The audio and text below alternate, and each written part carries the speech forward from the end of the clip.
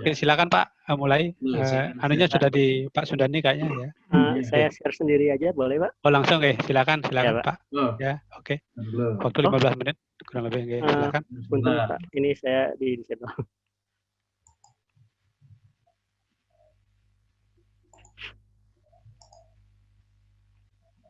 Saya share-nya dulu.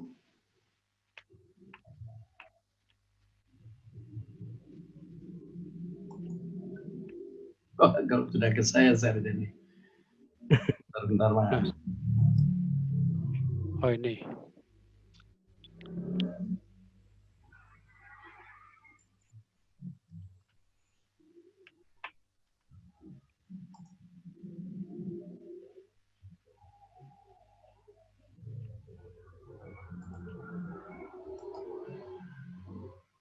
Oke, Mas. Silakan, Mas Gani. Baik, Pak. Terima kasih, Pak. Ya. Sebelumnya saya perkenalkan dulu ini Mas Kurnia Fajar Afghani. Beliau adalah dosen muda dari Sekolah Bisnis Manajemen yang baru belum lama ini bergabung dengan Flipmas untuk mencoba memahami apa yang dikerjakan oleh dosen-dosen pada saat pengabdian pada masyarakat. Nah, keahlian beliau adalah pada manajemen bisnisnya. Ini satu hal yang agak missing di kita. Ya, kita lebih kepada science engineering-nya, sosial, gitu. Kita katakan ekonomi hanya dari tindakan-tindakan secara tidak langsung. Dan dalam banyak hal, apa yang akan disampaikan oleh Mas Gani ini masih hilang dari kita, missing dari kita. Untuk itu, mari kita dengarkan bersama, mudah-mudahan bisa kita manfaatkan dan kita camkan dengan baik. Silakan Mas Gani. Baik Pak, terima kasih banyak. Bismillahirrahmanirrahim. Assalamualaikum warahmatullahi wabarakatuh. Selamat sore, salam sejahtera bagi kita semua. Baik Pak, mungkin ini sedikit berbeda ya Pak ya dari presentasi dari Bapak-Bapak dan Ibu-Ibu di Flipmas. Selama saya mengikuti selalu ada produk, baik itu langsung terjun ke masyarakat, kemudian ada produknya gitu Pak, baik itu seperti tadi buah mangga dan lain sebagainya. Nah, kalau kami Pak, saya khususnya dari SBM ITB, kita lebih mendidik kepada UMKM bagaimana mereka bisa memanage bisnisnya itu bisa lebih teratur dan bisa lebih maju baik dalam segi strategi maupun dalam segi pembukuannya. Nah, kebetulan untuk kali ini saya akan membawakan dasar pembukaan untuk UMKM. Ini sudah saya bawakan ketika saya diundang oleh Pemkot Bogor untuk sharing kepada UMKM di mereka, karena mereka juga belum pernah melakukan UMKM-nya ya Pak ya, belum pernah melakukan pembukuan sehingga belum teratur. Dan juga dengan Pemkot di Tasik, Banjar, Ciamis, serta Pangandaran. Kebetulan kalau di sana selain dengan Pemkotnya pun disponsori kerjasama dengan Bank BJB Pak. Kenapa dari bank sampai turun untuk UMKM-nya itu lebih teratur, karena terkadang UMKM ini masih belum bankable ya Pak ya. Mereka mempunyai prospek yang bagus, tetapi begitu mereka ingin meluaskan pasarnya maupun melakukan inovasi atau ingin memperbesar skala bisnisnya, mereka belum bisa melakukan pengajuan ke bank. Kenapa? Karena salah satu alasan yang paling utamanya adalah mereka belum mempunyai pembukuan yang teratur di sisi mereka. Terkadang kan begitu mereka masih bagaimana ya istilahnya, masih masa tanam ya mengeluarkan biaya aja, terus kemudian panen ya panen, dijual ya dijual tanpa ada pembukuan, sehingga bank itu masih belum bisa turun untuk membantu mereka dalam pengembangan bisnisnya. Nah, di sini kita masih saya khususnya masih menjelaskan mengenai dari fungsi dan kegunaan akuntansi, di mana dengan adanya pencatatan akuntansi itu bisa memberikan informasi mengenai suatu kesatuan ekonomi yang bersifat keuangan dari usaha mereka yang bermanfaat dalam mengambil keputusan. Nah, akuntansi sendiri mempunyai fungsi sebagai pencatatan, kemudian pengukuran hasil kinerja, Nah, yang salah satu yang terpenting yang kemarin diminta oleh Bank BJB adalah sebagai fungsi kelayakan kredit serta fungsi kontrol penggunaan sumber daya secara efisien dan proyeksi. Jadi dengan adanya pencatatan kita bisa memproyeksi kira-kira tahun depan itu berapa sih pendapatan kita, 2 tahun ke depan berapa, 3 tahun ke depan berapa. Itu dengan akuntansi yang sudah teratur, proyeksi tersebut itu bisa kita lakukan.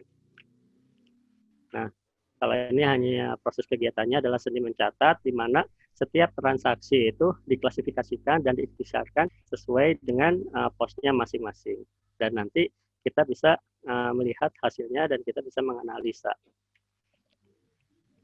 Secara garis besar, Pak, ini untuk neraca itu kita bagi menjadi 2 sisi. Sisi pertama adalah aset atau harta, dan di sisi lainnya adalah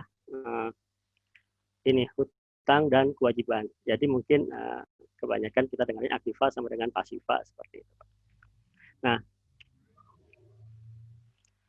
di sisi aset adalah kita yang termasuk di dalamnya adalah harta yang dimiliki oleh perusahaan. Kemudian di sisi pasiva itu adalah hutang dan ekuitas atau modal. Nah, jadi simpelnya gini, Pak. Kita punya aset itu dibiayai dari mana? Apakah dari hutang, apakah dari modal, ataukah dari keduanya. Jadi kita punya aset misalnya rumah, kemudian uang kas, kemudian inventory, kemudian kendaraan, peralatan produksi, dan lain sebagainya. Itu dapatnya dari mana? Apakah semuanya dari modal kita, atau ada juga hutang dari pihak ketiga, baik itu dari teman maupun dari perbankan.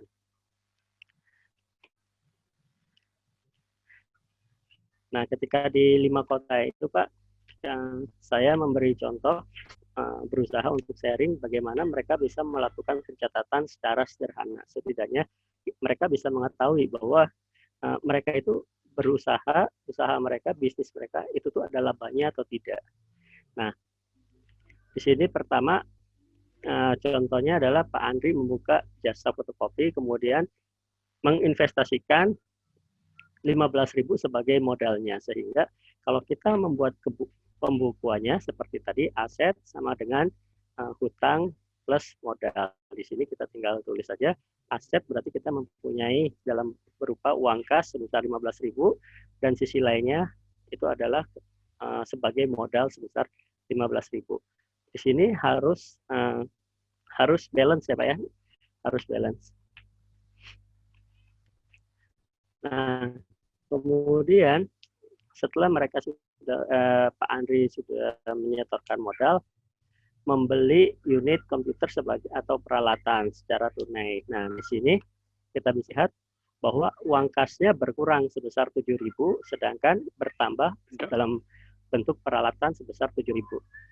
Sehingga kalau kita bisa lihat di sini saldo akhirnya di aset adalah 15.000, sedangkan di sisi lainnya ini masih tetap 15.000 sebagai modal karena peralatan tadi itu masih dianggap sebagai modalnya tadi, Pak. Kemudian contoh lainnya, di sini Pak Andri membeli kertas dan perlengkapan lainnya seharga 1.600 yang akan dibayar bulan depan. Artinya ini berupa masih hutang. Nah, di sisi aset tentunya dalam bentuk kas tidak berkurang karena tadi belum dibayar, sehingga di sini hanya menambah perlengkapan sebesar 1.600. Sedangkan di sisi lainnya modal masih tidak berubah 15.000, tetapi ada tambahan utang sebesar 1.600.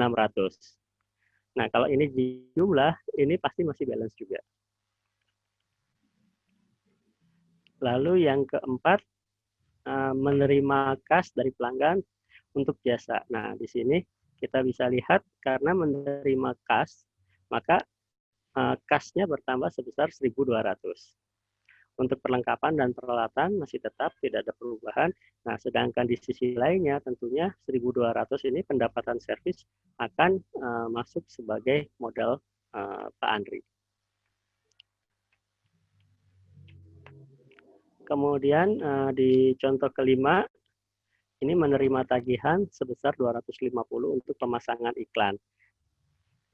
Nah, karena di sini pemasangan iklan, dan ini kan tagihannya dari yang lalu ya, Pak ya. Nah, sehingga di sini hanya mengurangi modal dan menambah hutangnya. Nah, sehingga di sini kita bisa lihat posisinya pun semuanya masih balance, baik dari aset maupun dari kewajiban. Nah, ini kan tagihan Pak, tapi belum dibayar. Dibayarnya nanti masih akhir bulan, sehingga dia menambah hutang sebesar 250.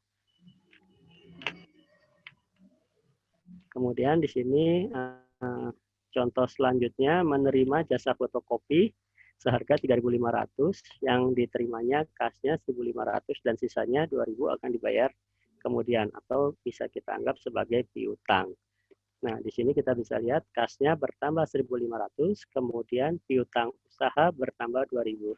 Tetapi di sisi lainnya, ini akan kita masukkan semua 3.500 sebagai pendapatan servis yang akan menambah modal dari Bapak Andri tadi. Nah, kemudian contoh selanjutnya membayar beban karena dibayarnya secara kas, maka akan mengurangi kas yang ada. Dan tentunya begitu kas itu keluar, itu akan mengurangi dari modal Bapak Andri sebesar 1.700. Nah, lalu tagihan kopi servis tadi akhirnya dibayar sebesar 250 sehingga kita bisa lihat kasnya pun berkurang 250 dan hutangnya ini pun akan berkurang sebesar 250 karena hutangnya sudah dibayar jadi berkurang. Kemudian untuk yang selanjutnya menerima 600 untuk pembayaran servis yang transaksi tadi Pak, yang transaksi ke-6 tadi kan ada piutang. Di sini kita bisa lihat 600 ini akan menambah kas karena kita menerima uang plus mengurangi piutang pelanggan yang kita punya. Sehingga piutang yang tadi asalnya 2.000 menjadi 1.400.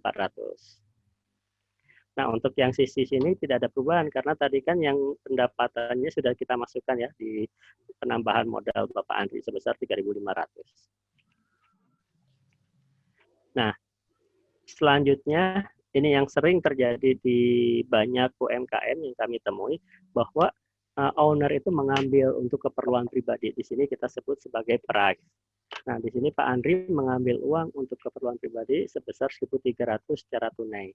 Karena diambil, maka jelas akan mengurangi kas dan akan mengurangi modal dari Bapak Andri sebesar 1.300. Nah, setelah semua transaksi tadi dicatat, Pak, kita bisa mengetahui laba rugi, kemudian laporan modal pemilik, neraca, serta laporan arus kas. Sebenarnya untuk laporan arus kas ini untuk yang level yang lebih tinggi lagi ya Pak ya, untuk UMKM.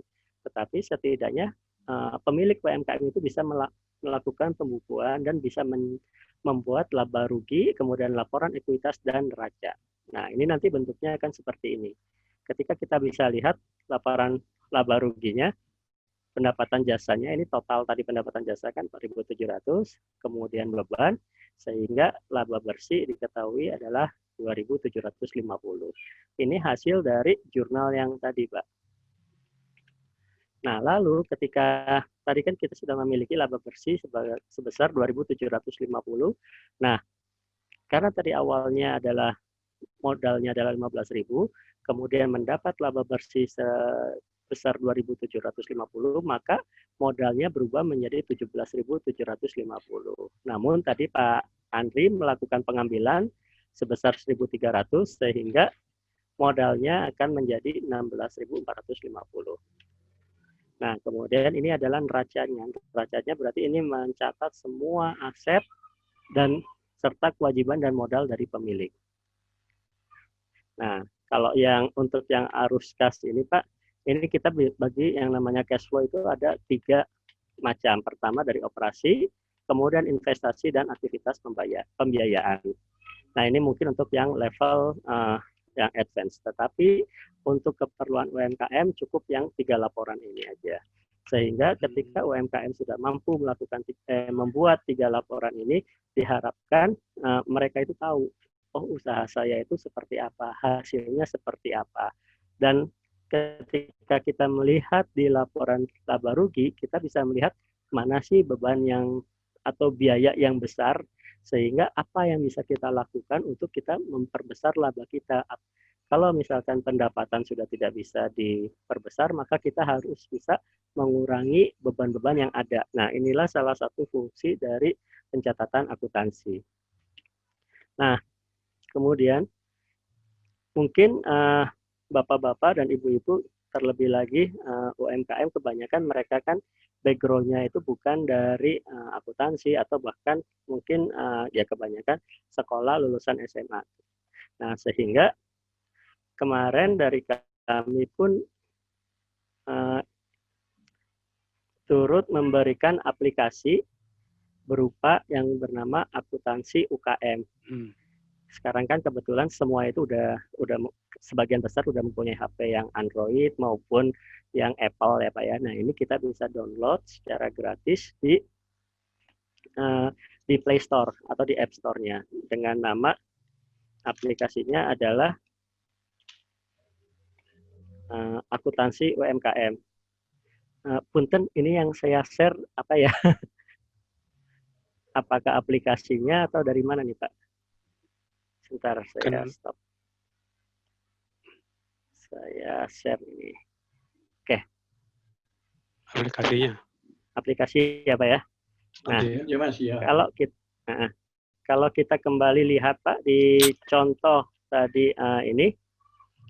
Nah, di sini udah jelas Pak, semuanya udah banyak ya. Misalkan kita mau membuat dulu, misalkan perusahaannya namanya apa, kemudian itu kita bisa atur semuanya Pak di sini, nama perusahaan apa, alamat, telepon, dan lain sebagainya. Ya. Nah, setelah kita sudah mengisi ini, kita bisa melihat klik di jurnal, lalu misalkan ini Pak, contoh pertama, membuka usaha fotokopi, kita tinggal pencet plus. Nah, kemudian tanggalnya kita samakan 1 Agustus. 1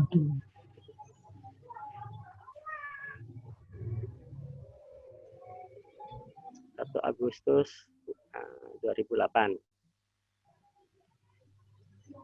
Oke. Nah, di sini kita bisa pilih Pak, apa kategori transaksinya. Di sini ada pemasukan, pengeluaran utang, bayar utang. Nah, kita bisa lihat di sini ada tambah modal. Berarti kita bisa tulis tambah modal.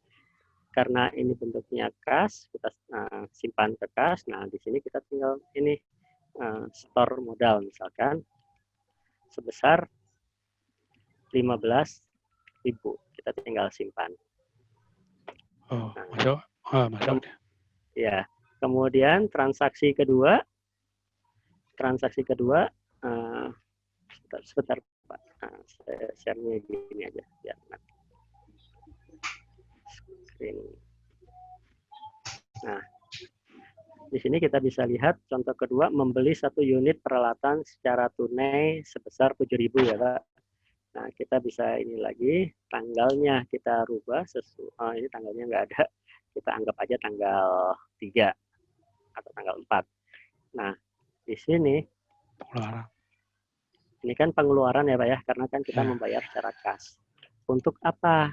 Nah, di sini kita tinggal lihat Pak, kita tinggal cari sebagai apa di sini. Nah, di sini sebagai peralatan ya Pak ya, kan ini kan Aktiva ya, kita catat sebagai peralatan. Kita tulis beli komputer.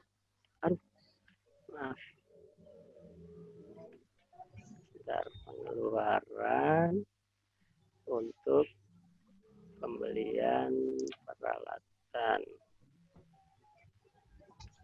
Ini beli komputer sebesar berapa? Kita tulis 7.000. Nah, ini langsung keluar Pak.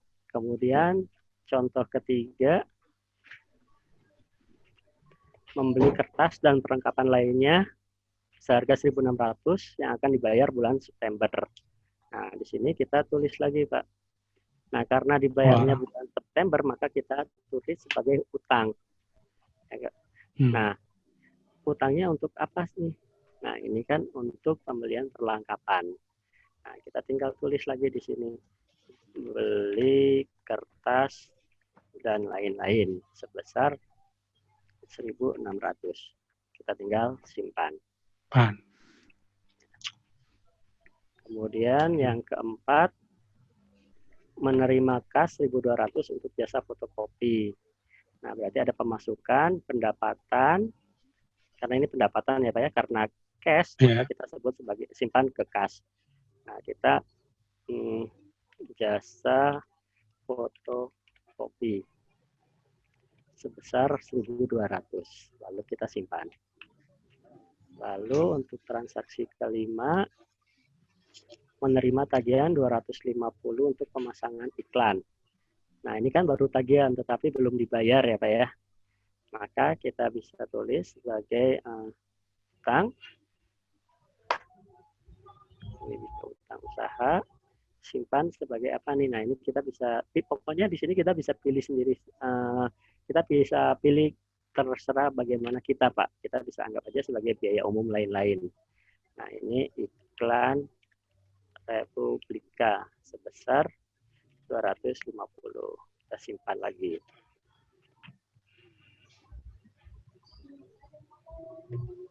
Lalu di sini menerima fotokopi yang dibayar cashnya 1.500, sisanya akan dibayar kemudian. Berarti di sini kita bisa lihat pemasukan, pendapatan, dan kas. Ini kopi, buku, paket. Karena baru dibayar 1.500, maka kita tulis 1.500. Nah, yang 2.000-nya kita juga harus tambahkan, tulis pemasukan, pendapatan. Nah, karena kita nggak terima cash, maaf, pendapatannya ini kan masih bukan pemasukan. Nah, di sini kan kita belum terima pemasukan ya Pak ya, tapi piutang. Nah, diterima dari pendapatan. Nah, baru di sini kopi, buku, paket sebesar 2.000. Lalu kita simpan. Nah, yang jadi pertanyaan kemarin, kalau ini salah, misalkan salah tanggal atau apa, gimana nih? Nah, ini bagusnya aplikasi ini Pak, selain gratis ya tadi ya, selain gratis, di sini misalkan kita yang ini nih Pak, yang beli kertas nih, salah. Nah, kita tinggal double klik, kita langsung bisa perbaiki. Contohnya, aduh tanggalnya salah, bukan tanggal 4, tapi tanggal 9. Nah, oke. Oh, jumlahnya bukan 1.600, tapi 1.700. Ini bisa kita perbaiki Pak, kapanpun. Oh iya. Jadi ya, ini bisa kita perbaiki. Oh sorry, ini diperbaiki ya. 1.700. Jadi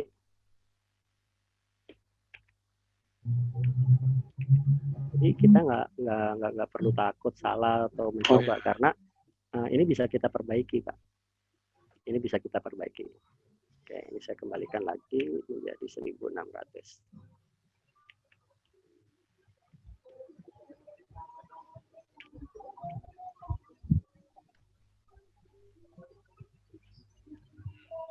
Oke, lalu contoh ke-7, membayar beban-beban. Nah, berarti kan pengeluaran ya. Ini kalau gajian biasanya akhir bulan, tanggal 25.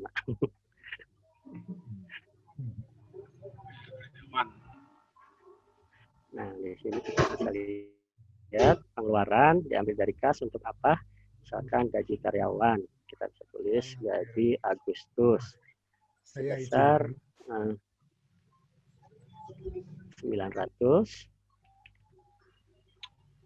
Kemudian kita juga ada pengeluaran untuk sewa kantor, sewa tempat usaha, sewa Agustus, kemudian ada juga pengeluaran untuk utilities.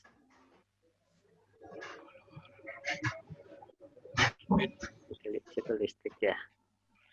Listrik Agustus sebesar 200. Nah, lalu contoh selanjutnya. Nah, tadi yang hutang tadi kan dibayar, Pak. Nah, berarti kita di sini bayar hutang. Nah, di sini nanti otomatis keluar sendiri. Nah, mana yang utang mana yang mau dibayar? Karena kita bayar yang 250, berarti kita bayar yang ini. Nah, Semula 250. Nah, kita bisa lihat maka hutangnya langsung tertulis lunas ya Pak ya, karena sudah dibayar. Kalau kita back lagi, nah, begitu juga dengan yang piutang, kita menerima 600 dari pembayaran tadi, pemasukan, dibayar piutang. Nah, kita tinggal cari lagi. Oh, di sini berarti kita tadi salah. Salah untuk yang piutang sebesar mana tadi? 2.000 ya. 2.000.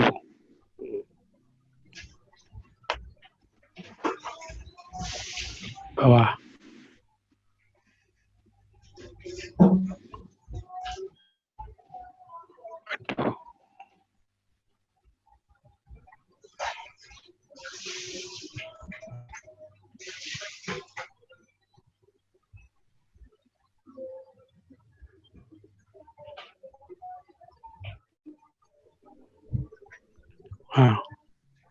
Oke, kita ada di pihak piutang.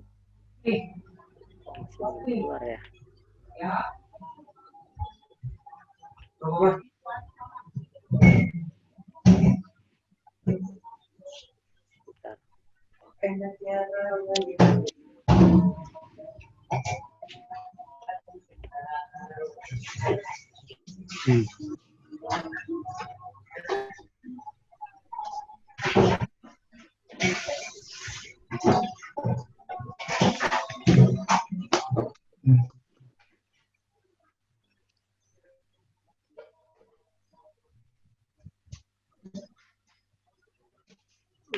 Kenapa nggak mau masuk ya?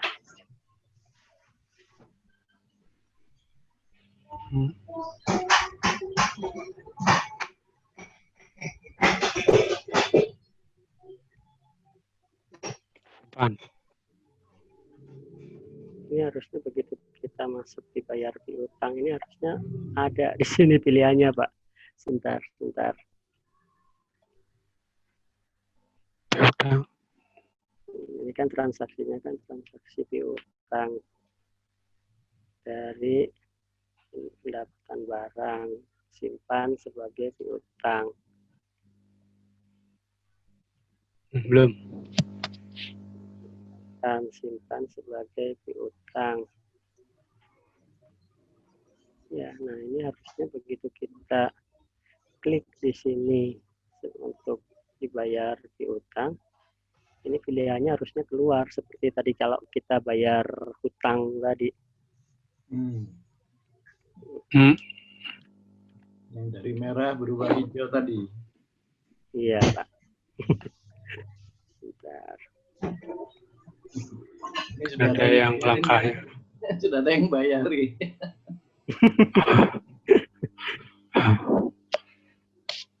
Mungkin dapat BLT dia.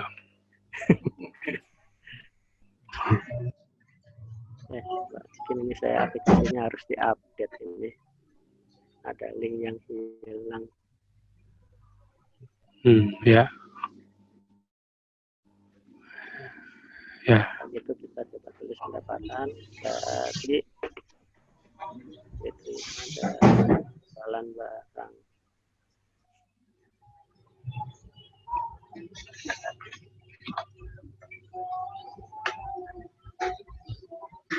Oke, untuk yang ini saya lewat dulu ya Pak ya, nanti sambil saya cari ya Pak ya. Ya, lewat dulu yang itu. Nah, kemudian untuk yang contoh 10, ini yang mengambil dana sendiri untuk keperluan pribadi. Pengeluaran. Tarik modal, Pak. Oh, tarik modal ya. Ini kan ngambil untuk keperluan pribadi, Pak. Nah, kita tulis aja. Ya, modalnya berkurang. Ambil dana sebesar 1.300. Simpan. Dan lain sebagainya. Nah, dari sini bagusnya lagi Pak, setelah kita sudah memasukkan seluruh transaksi yang ada, kita hanya tinggal perlu lihat klik yang di sini yang titik 3, kemudian lihat laporan mana yang kita mau. Kita mau jadi lihat laba rugi, misalkan dia secara otomatis akan membuat laba ruginya berapa. Kemudian kalau kita, nah ini kan masih kosong. Oh, ini bulannya November. Tahunnya juga. Sebentar. Agustus 2008. Nah, kita bisa lihat. Oh, ini, ada. langsung keluar. Kalau kita mau lihat neracanya bagaimana, ini pun bisa langsung keluar. Ya, Agustus 2008. Nah, gitu ya. kreditnya langsung keluar. Dan bagusnya lagi, Pak, di sini ini bisa lihat diekspor dalam bentuk Excel, sehingga nanti otomatis bisa kita save. Misalkan kita butuh untuk kita print, gitu, Pak, itu pun bisa. Laporan. Gitu lah. Ya, dalam bentuk laporan. Laporan. Sehingga kalau misalkan ada pihak ketiga, misalkan kita mau membuat melakukan kredit ke bank, itu bisa kita tunjukkan sebagai hasil laporan kita. Kalau baik, Bapak-bapak, Ibu-ibu, nih, kalau proyeksi untuk setahun 2 tahun yang akan datang, pakai aplikasi ini belum bisa ya kayaknya ya? Belum Pak. Ini hanya khusus untuk pencatatan dulu secara sederhana untuk UMKM. Nah, nanti kalau kita mau membuat proyeksi, kita biasanya hanya menggunakan Excel, Pak. Tetapi karena kita harus memasukkan beberapa kriteria-kriteria, misalkan dengan adanya kondisi normal, kemungkinan kita produksi akan naik 10%, maka kita tinggal naikkan 10%. Gitu aja. Karena proyeksi nggak sesimpel menaikkan, Pak. Tetapi kita juga harus lihat banyak parameter yang harus kita masukkan. Itu mungkin kayaknya nanti lagi. Ya. Ini untuk hidup sehari-hari kayaknya ya. Iya. Kadang kan pelaku UMKM tidak tahu, Pak, hasilnya berapa ya. Pokoknya mereka habis dapat uang hari ini ya langsung dipakai buat kebutuhan hidup. Tidak ada pencatatan, sehingga kalau ditanya ini usahanya rugi atau laba, wah nggak tahu, yang penting saya bisa hidup, gitu aja. Nah, dengan adanya pencatatan diharapkan pelaku UMKM itu mereka lebih disiplin, sehingga mereka juga bisa mengetahui bagaimana kondisi dari usaha mereka itu seperti apa. Baik, terima kasih. Dievaluasi ya. Kenapa, Pak? Dari kegiatan kemarin di Bogor, kemudian di Pangandaran itu, dari sekian banyak peserta UMKM yang ikut, gitu ya, itu ada berapa persen yang kemudian sadar, kemudian mulai membuat laporan semacam ini? Nah, kalau untuk yang laporan evaluasinya sendiri itu jujur saya kurang tahu, Pak, karena kan posisi saya itu sebagai yang diundang dari kalau yang di Bogor oleh Pemkot Bogor, kemudian kalau yang di kota lainnya Pemkot masing-masing, dan mereka pun tidak ada laporan lagi ke saya apakah hal ini digunakan oleh pelaku UMKM atau tidak. Karena saya lihat gini, itu satu hal yang penting sekali, yang memang terabaikan ya. Selama ini sekian puluh tahun itu terabaikan. Nah, kalau misalnya kemudian ada beberapa UMKM peserta itu kemudian tergerak, ya, terdorong untuk membuat laporan-laporan ini kan juga bisa memberikan proyeksi kepada pemerintah dan kita juga, bahwa kalau begini respon dari UMKM kita pada kehidupan mereka sendiri, ini kan artinya UMKM kita itu bisa dibuat jauh lebih kuat daripada kondisinya yang sekarang kan. Padahal kondisi sekarang ini dalam pandemi ataupun dalam krisis ekonomi, selalu UMKM yang diandalkan. Sementara UMKM yang diandalkan itu mungkin sampai 90%-nya tidak menyadari dia ini sudah orang kaya atau masih miskin atau diantara itu, gitu. Ya kan, karena tidak bikin laporan ini. Mungkin kalau bisa menanyakan ke teman-teman yang mengundang itu bagaimana respon UMKM di situ. Karena Flipmas ini pun juga mitra UMKM-nya juga cukup banyak gitu, dan rasanya itu belum ada yang sampai ke sini. Contoh misalnya ini aja, yang dikerjakan oleh warga di Mikuboke bersama Pak Hari itu. Ya. Mereka seperti tadi yang disampaikan oleh Pak Hari, hanya akan melaporkan apa yang dia lihat, ya, dalam bentuk ekor, dalam bentuk kilo, tapi belum dalam bentuk rupiah. Ya. Nah, ini saya nggak tahu berapa kesulitannya. Kalau misalnya warga itu mencatat semua transaksi, walaupun mereka belum membuat laporan seperti yang disarankan Mas Gani ini, dia mestinya sudah bisa mengetahui seberapa besar kekayaannya sekarang ini. Karena ini kan yang lebih penting kan itu, bukan sekedar eksis, sustain gitu ya, tetapi dia juga tahu bahwa dia sudah jadi masyarakat yang kaya, sehingga dia pikir kenapa saya harus dibantu-bantu begini, dibantu itu kan orang miskin. Kalau saya sudah punya pendapatan segini besar gitu. Tapi, nah ini yang saya nggak tahu ini. Kalau misalnya, kalau saya sendiri mencoba untuk menggunakan ini, menggunakan yang disampaikan Mas Gani ini untuk mencoba saya terapkan di sana di Dusun Bagus Sorok ini, mumpung mereka baru lahir ya. Supaya ya, Pak. Gini, mungkin nanti Mas Gani bisa tolong sekali kita. Monggo Pak, ini juga sekaligus sebagai perkenalan saya Pak, kalau misalkan dari bapak-bapak dan ibu-ibu dengan mitra yang dibina di desa atau dimanapun dan mereka butuh pengetahuan untuk pencatatan secara akuntansi, meskipun sederhana, monggo saya insya Allah siap untuk sharing lah. Tapi tentunya online ya Pak ya, karena kalau misalnya kita kalau kita dari ITB mau keluar harus ada surat jalan dulu Pak, kondisi seperti ini. Nggak tahu nih kalau Prof Sundani nih kayaknya udah bebas aja, saya masih kroco Pak, harus ada izin dari atasan. Ya, memang ini yang menyebabkan kampus tidak merdeka atau belajar itu tidak merdeka. Karena di mana-mana di negara maju juga tidak ada ketentuan yang begitu mengikat gitu ya. Mesti ada sekian persen dari full time equivalent kita yang diserahkan kepada masyarakat gitu. Ya. Ini juga saya juga melihat perkembangan sekarang ini lebih kepada administratif, tidak kepada perkembangan intelektualnya gitu. Nah ini kenapa itu saya sendiri nggak tahu. Tapi silakan Pak Joni, ini waktunya juga. Sudah pendek, tapi masih ada dikit. Menarik. Silakan mungkin teman-teman. Ya, oke. Terima kasih Pak Kurnia. Mungkin ada pertanyaan dari teman-teman atau ingin lebih. Kalau saya sih ini sebetulnya berguna sekali. Selama ini kita memanfaatkan teman-teman dari bidang ekonomi yang khusus mengelola bidang keuangan. Jadi saya beberapa kali ngajak teman ekonomi. Jadi mereka memberikan saya semacam buku biasa aja gitu, buku-buku besar itu disuruh nyatet. Jadi kalau saya sodorkan ke UMKM juga mereka malas juga Pak mengisi gitu kan. Jadi nah kalau sekarang dengan Android seperti saran Mas Kurnia Pajar ini kan luar biasa ya. Dan satu kali entry kita bisa mengetahui beberapa pola pergerakan, pola cash flow kita, pola apa istilahnya sheet-sheetnya beda-beda. Nah, informasi itu juga beda-beda. Di setiap sheet itu beda-beda. Nah, itu yang perlu kita, mungkin nanti saya tertarik sekali, jadi mungkin saya akan menghubungi Mas Kurnia Pajar untuk Pak. sharing gitu ya. Okay.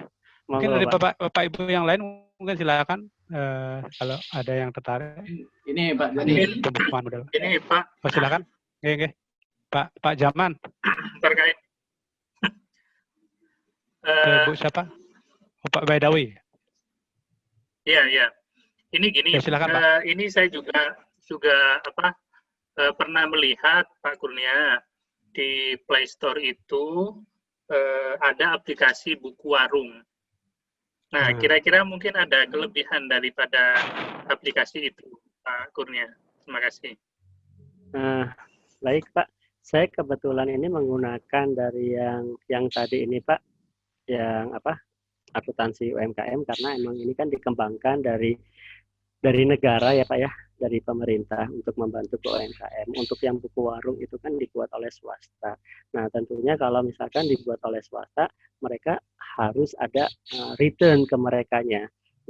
Mungkin nanti fiturnya itu masih terbatas, tetapi kalau mau yang full harus bayar, ataupun kalau tidak sedikit-sedikit akan keluar iklan, dan itu akan sangat mengganggu gitu buat teman-teman sebagai pelaku UMKM. Itu sebabnya saya pribadi menyarankan menggunakan akuntansi UKM tadi, Pak. Oke. Halo, Baik, Pak Bedawi. Gimana? Orang akuntan ini. Ya, oke. Ya, siapa lagi, Bu Pandey? Mungkin? Boleh. Baik, terima kasih Pak Doni. Di Afghani, saya mau tanya, bisa dijelaskan untuk bisa membedakan yang mana masuk peralatan, yang mana masuk perlengkapan. Gitu. Oke, kebanyakan emang seperti itu, Bu. Kalau kita pakai teori atau definisi mungkin akan panjang. Tetapi gini aja, saya analogikan, kalau misal kita membuat rumah makan nih ya Bu ya, kita kan tentunya ada sedotan plastik, kita ada piring. Nah, kalau kita peralatan itu tuh yang hilang, Bu. Umurnya itu nggak lebih dari 1 tahun. Jadi kan kalau misalkan piring kan masih bisa dipakai lagi, jangkanya lebih panjang gitu dipakai. Sedangkan untuk yang peralatan itu tuh lebih masa berlakunya itu lebih pendek, umurnya lebih pendek. Seperti tadi sedotan plastik kan nggak mungkin habis dipakai dicuci ya Bu ya, terus dikasih ke pelanggan yang lain, enggak, itu harus dibuang. Tetapi itu tidak menjadi barang jualan kita kan, karena kan nggak mungkin dicas tadi sedotannya Rp300 gitu kan, enggak ya. Nah itulah yang perbedaan secara singkatnya dari perlengkapan atau peralatan. Iya, oke. Mas Gani. Pak Wahyu, silakan. Ya. Pak Wahyu. Oke, silakan Pak. Ya Pak Wayan, terima kasih Pak. Oke, silakan. Oke, silakan. Saya pikir bagus itu Mas Gani. Kalau sosialisasi itu terus dilakukan, sebetulnya program-program itu setahu saya itu sejak zaman ada KUD itu sudah ada. Tapi memang nggak semudah itu kita mengimplementasikan gitu ya. Tapi mudah-mudahan lah itu bisa jalan. Mas Gani, mungkin ada satu Mas Gani yang saya tadi ngikutin belum sempat terjelaskan ya. Itu ada buku daftar pembantunya nggak? Daftar hanya nggak? Jadi seperti yang ditanyakan Bu siapa ini tadi? Bu Pandey. Ya, Bu Pandey. Inventaris itu kalau mestinya dengan ada buku pembantu kan bisa tahu ya itu daftar piutang kita itu piutang kepada siapa aja, hutang kepada siapa aja, inventaris apa aja, persediaan jenisnya apa aja kan gitu. Nah umumnya UMKM itu paling tertarik ya masalah piutangnya kepada siapa aja, hutangnya kepada siapa aja, dan persediaannya masih berapa bisa itu. Kira-kira tadi mungkin saya nggak mendengarkan atau mungkin ada nggak itu daftar hanya itu? Nah, terima kasih Pak Gani. Baik, sebentar Pak, saya share lagi. Nah, sebenarnya di sini Pak, kalau kita bisa lihat, maaf. Aduh. Sebentar Pak. Kok malah jadi keluar gini. Sebentar. Oke. Nah, kalau kita bisa lihat Pak, di sini tuh ada utang, ada piutang. Jadi kita bisa klik, nah nanti di sini tuh akan keluar Pak. Yang punya, kita hutang ke siapa aja, bahkan yang sudah lunas pun akan kelihatan, gitu Pak. Begitu juga dengan piutang, nanti keluar. Tetapi kalau untuk yang misalkan yang tadi Bapak bilang inventory, kemudian persediaan itunya di sini belum ada. Tentunya ya diharapkan ketika kita membuat jurnal misalkan untuk pembelian inventory, nah itu disitulah kita harus lebih lengkap lagi Pak. Jadi misalkan kita beli ini ya pengeluaran, kemudian diambil dari kas untuk apa? Untuk beli apa gitu. Nah, disinilah yang kita harus lebih lengkap di sininya. Nah, kalau ini kan berarti kan perlengkapan. Nah, kita bisa lihat sebagai apa, belinya apa gitu, Pak. Di sini harus dijelaskan lebih lanjut. Soalnya UMKM itu kan jenis barangnya nggak cuma satu kan, ada macam-macam gitu. Jadi itu yang bagi mereka mungkin perlu stoknya tinggal berapa ini, dengan piutang segini banyaknya kok stoknya sekian kan gitu. Betul Pak. Oke. Maaf ya, Pak. Terima kasih. Nanya Pak Joni. Oh silakan. Saya mau tanya sekali lagi, apa nama linknya yang di Play Store ini supaya saya tahu. Linknya apa? Oh, nama programnya itu Akuntansi UKM. Akuntansi UKM. Akuntansi UKM. akuntansi UKM ya. Iya. Itu ya. Semua produk besar atau ada www atau apa? Enggak, langsung kan di Play Store ya Bu ya. Kan langsung aja Play ketik Store langsung akuntansi aplikasi. UKM. Oh iya. Itu semua. Ya, Play Store ya. Play Store ya. Kayak WhatsApp ya. Saya coba dulu, nanti kalau nggak bisa mungkin saya tanya sama dia. Monggo Ibu. Memang Mas Gani, ada satu hal juga yang penting ya. Kalau di industri obat itu bahan baku itu ada spesifikasinya. Jadi untuk menjaga bahan baku sekaligus menjamin kualitas produknya. Gitu. Ya. Di fitur ini masih belum muncul ya. Ini nyambung pertanyaannya Pak Wahyu tadi. Iya Pak, seperti tadi kita lihat nama programnya ada akuntansi UKM Pak. Jadi untuk UKM, jadi kalau industri besar harus pakai yang berbayar Pak. Kan gini, ini pengalaman kemarau kemarin. Ya, mereka ya sama-sama mengira bahwa yang namanya singkong itu setiap zaman sama. Ternyata pada saat kemarau itu mereka bikin keripik singkong kerasnya bukan main. Nah, ini kan artinya spek dari bahan baku walaupun itu hanya singkong ternyata harus ada. Gitu. Nah sekarang yang ada kan feeling. Wah kalau memang ternyata Pak kalau kemarau begini kadar amilumnya tinggi sekali. Nah, orang Sunda bilang cangor katanya. Cangor ini kalau direbus kukus sekalipun itu nggak bisa digigit Pak. Gitu. Wah ini baru tahu ini. Nah artinya sekarang kita mulai menata lagi, meniru industri besar untuk menjaga kualitas produk. Karena walaupun keripik gitu, kualitasnya kan harus tetap ya, jadi tidak fluktuatif. Begitu juga dengan bahan baku yang lain. Mungkin nanti bisa kita tambahkan sajalah keperluan untuk menjaga kualitas produknya supaya tetap sama. Ini hanya pengalaman kemarin aja. Gitu. Iya Pak Gani, jadi memang apalagi pertanyaan Pak Sundani tentang farmasi, itu ratusan bahkan ribuan itu jenis persediaannya gitu loh. Tapi paling tidak industri kecil yang seperti Pak Sundani tadi sampaikan, jadi kan ada bahan baku itu klasifikasinya singkong aja mungkin ABC mungkin kan gitu banyak ya Pak ya jenisnya gitu. Begitu pula barang setengah jadinya, persediaan setengah jadinya, sampai barang jadinya kan gitu kira-kira gitu. Nah, itu memang inventaris persediaan itu memang sebaiknya memang harus dikembangkan itu untuk bisa UMKM itu bisa tahu persis itu banyak itu persediaannya itu memang. Kita aja nambahin. Nah, terima kasih. Ya. Oke. Kalau tadi terima kasih. Saya ingin tanya ke Pak Hari. Pak Hari masih gabung? Pak Hari. Masih kayaknya. Masih tadi. Ada beberapa camp kita itu yang sustain yang kemudian juga berkembang.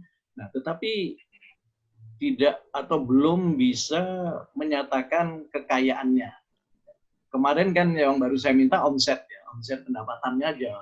Jadi setiap saat itu kalau ada penjualan dicatat kelihatan omsetnya apakah steady state sudah ya atau stagnan ataukah dia masih naik. Tetapi dalam nilai seperti yang disampaikan oleh Pak Gani ini kan belum ada. Nah, memang sudah berjalan sejak tahun 2014 ini ya Mas, tapi masih 2014 ya sudah 6 tahunan gitu ya.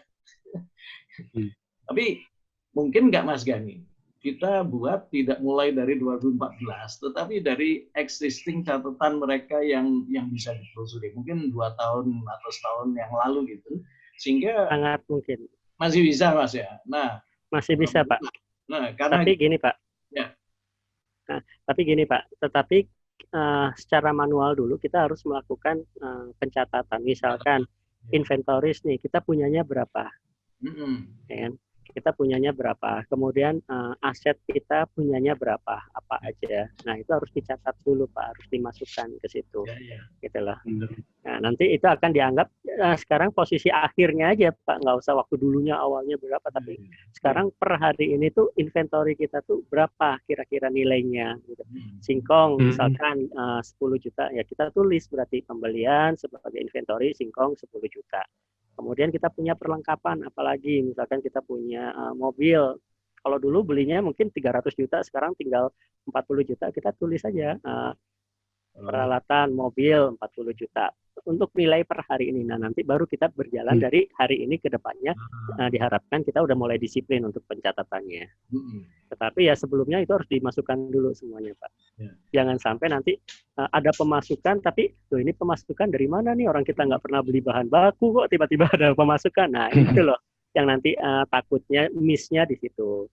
Tetapi kalau misalkan nggak punya nggak apa-apa gitu loh. Kalau kita sekedar tahu oh, itu dari yang dulu ya nggak apa-apa. Tetapi ya lebih baik lagi kalau misalkan pencatatannya dimasukkan dulu semuanya, Pak.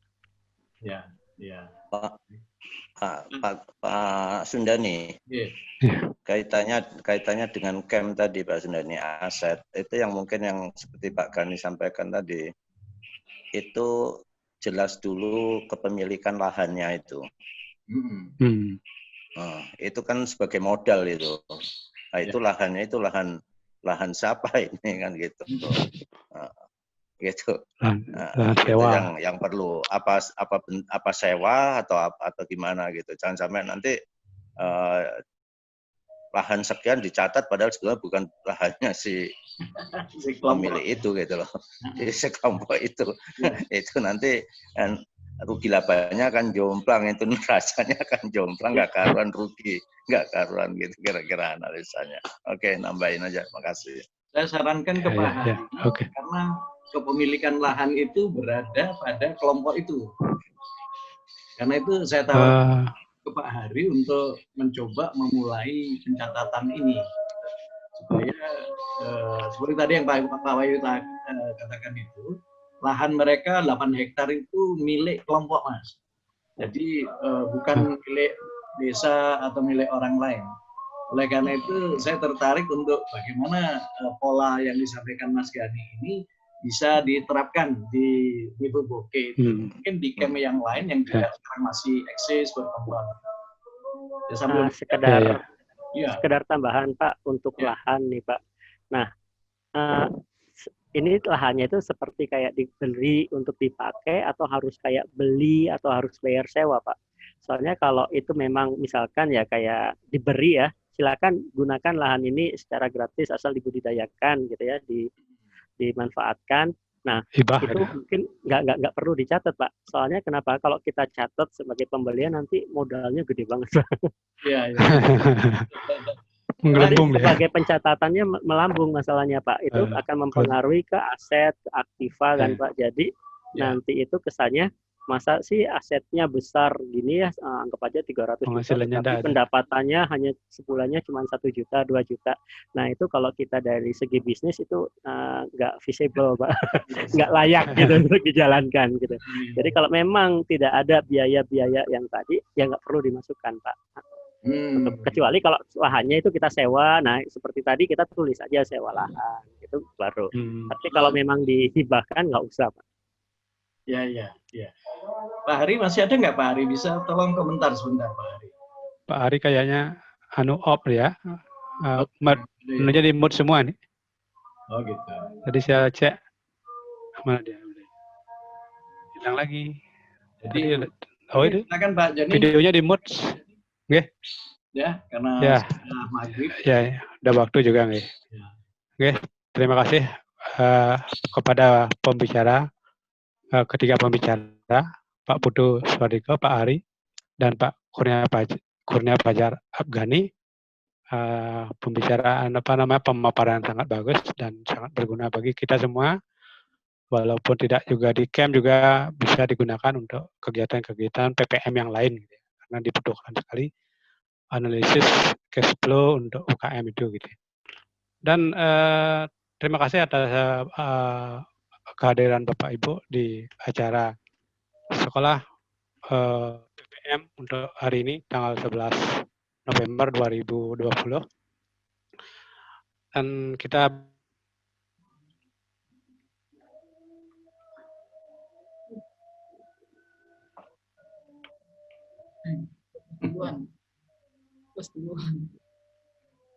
yang putus ya jaringan ya Pak. Profil mungkin Pak. Ya karena putus ya mungkin ya. Oke, baik Ibu dan Bapak sekalian, teman-teman semua dari Medan sampai ke Jayapura. Pak Joni sudah bisa nyambung lagi, silakan Pak Joni. Ya sudah, itu lagi unstabil ya. Ya. Atau beli langsung gini, langsung tutup, langsung kita selesai nanti gitu sama-sama. Oke. Moderatornya yang nutup nih. Oh dia nutup ya. Atau beli ada tambahan dari komentar terakhir boleh? Nah, sudah ini. Ya sudah. Ya, jadi demikian Bapak Ibu atas perhatian dan kesempatan saya juga belajar di sini dan terima kasih atas perhatiannya. Terima kasih. Selamat malam. Wassalamualaikum warahmatullahi wabarakatuh. Waalaikumsalam warahmatullahi wabarakatuh. Oke, kita lab sama-sama. Pak Mambo, apa kabar? Baru muncul deh Pak Martin. Malam Bapak. Pak Martin. Keluar. Wah, baru muncul. Oh, ini Putri. Putri ya, Putri. Terima sehat-sehat. Oke. Mana nih ya? Pak Sondi mana nih Pak Sondi ini? Azan di sini saya pamit ya. Oke, ya silakan. Ya. Mari Pak, saya pamit dulu Pak. Pak Sundani pamit Pak Sundani. Ya. Saya pamit ya Pak. Salam semuanya. Salam. Terima kasih Pak Wahyu. Ya. Terima kasih Pak Sultan. Ya, Pak. Ya, terima kasih. Ya, assalamualaikum. Semua beli betul, semua. Terima kasih Pak Hari, Pak Edison. Makasih Pak Dani, makasih Pak Hari, makasih Ya, Pak. sama-sama. Itu tadi Pak Hari. Kalau mungkin, Pak Hari sudah langsung tutup. Kalau mungkin ini mencoba melihat pembukuan di Nivo Boke itu, lalu mencoba melihat apakah di sana sudah ada pencatatan atau pembukuan. Kalau sudah ada mungkin tinggal disempurnakan aja. Kalau belum mungkin bisa diintroduksi pembukuan yang sederhana dari Pak Gani ini. Supaya nanti mereka kalau bicara sapi itu bicara tidak ekor, tetapi bicara tentang juta. Jadi nominalnya. Dia punya sudah berapa nih? Dia jual dapat berapa, kemudian dia beli baru lagi, gitu kan, keuntungannya berapa, bisa terlihat langsung dari pembukuan tadi. Nah, sesuai sarannya Mas Gani tadi kan, kita bisa membuat sebagai starting point tidak yang tahun 2014, tapi yang sekarang ada gitu. Kan sudah ada jeruk tadi gitu kan, ada jeruk, ada sapi, ada kambing, kemudian tanaman-tanaman yang lain, ya. Mungkin bisa ini kan. Nanti dikonsultasikan aja ke Mas Gani tadi.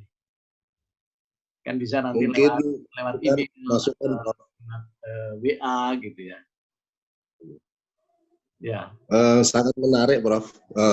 Kepareng matur dimasukkan aja. Kayaknya akan kembali pada sebuah persoalan klasik, ribet. Para petani akan menjadi terberatkan dengan pekerjaan yang bukan bukan kebiasaannya. Pramila solusinya mungkin anak-anak SMK karena tampilan tadi kan cukup sederhana sebenarnya accountingnya, anak-anak SMK atau SMA plus gitu insya Allah sudah bisa. Jadi pelibatan secara dini para aktivis muda untuk terlibat di dalam proyek gitu. Lakukan itu. Ya. Ya. Memang kalau level petani sekarang, mereka tidak berminat. Harus ada generasi yang terkait dengan mereka, ya generasi milenial lah ini, untuk kemudian membantu generasi sebelumnya ini untuk mengetahui kekayaannya, kemudian keberhasilannya, kemudian kegagalannya gitu loh. Ya. Dan ini memang untuk Flipmas sendiri merupakan hal yang ini ya, yang ya bukan, kalau kasarnya terabaikan. Kita lebih banyak membantu alat, proses, kemudian bagi produk gitu, tapi jarang sekali ke dalam pembukuan. Sedangkan pembukuan ini lah kunci dari keberhasilan usaha, gitu. Betul. Iya. Ya kita telat enggak apa-apa lah. Kita mulai aja, walaupun terlambat. Ya. Oke, matur suwun lho, Mas. Matur suwun sami-sami. Bareng nyon pamit pindah. Minggu ngarep siap iki. Aduh, dereng masih ngurusi pempinangan untuk anak perempuan, ini bingung juga. Oh, dilamar toh, lamaran. Nggih, tasih anu melihat-lihat. Ya, antar orang tua sudah sami kejajakan, tapi kan kembali kepada si anak, dan kami tidak ingin memaksakan. Ya, Api. Nggih, matur suwun Mas. Terima kasih Pak Hari. Sukses ya. Insyaallah. Nggih.